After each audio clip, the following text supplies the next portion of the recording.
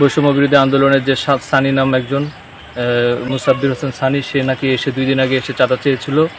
তারপরে চাঁদা আজকে এসে সে নাকি ভাঙচুর করেছে এবং এখানে তাদের যে 5 লাখ টাকা ছিল সেটা নাকি নিয়ে গেছে। মার্সেলো সানি ভাই পরিচয় দিয়েছিল ছাত্র সংগঠক, আর ওনার সাথে ছিল প্রায় 30-40 জনের মতো। উনি আজকে আসছে, আইসা হঠাৎ করে রুমের ভিতরে আপনার 12টা 12:30টার দিকে আনুমানিক সময় রুমের ভিতরে ঢুকে বলতেছে কাজ বন্ধ হইলে আমাদের মারা শুরু করছে, মারা রুম দিয়ে বের করে দিছে।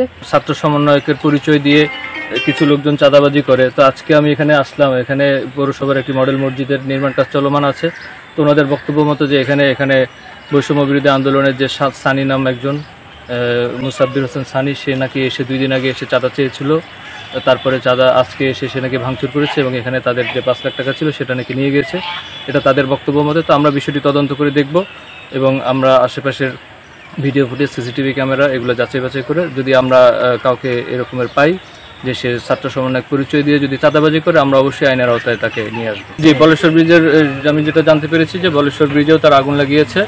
তো সেটাও আমরা দেখবো তদন্ত করে। তো আমরা ওনাদেরকে বলে যাচ্ছি যে আপনারা থানায় এসে একটা অভিযোগ দেন, অভিযোগ দিয়ে আমরা পরবর্তী আইনগত ব্যবস্থা গ্রহণ করবো।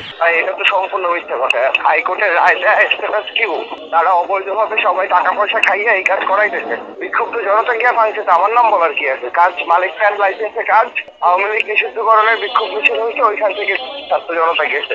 এটা ভাই যদি এখন আওয়ামী লীগের পুনর্বাসন করতে চাই, এটা তো ভাই কষ্টকর।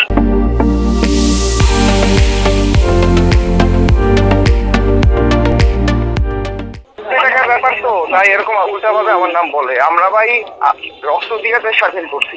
এখন আওয়ামী লীগের পুনর্বাসন করার জন্য করবো না ভাই। এখন তারা টাকা বিক্রি হতে পারে, বরং তারা আরো টাকা নেন। আমরা বলছি না, আমরা রিটেন্ডার হবে, মালিক লাইসেন্সে কাজ হতে পারবে না।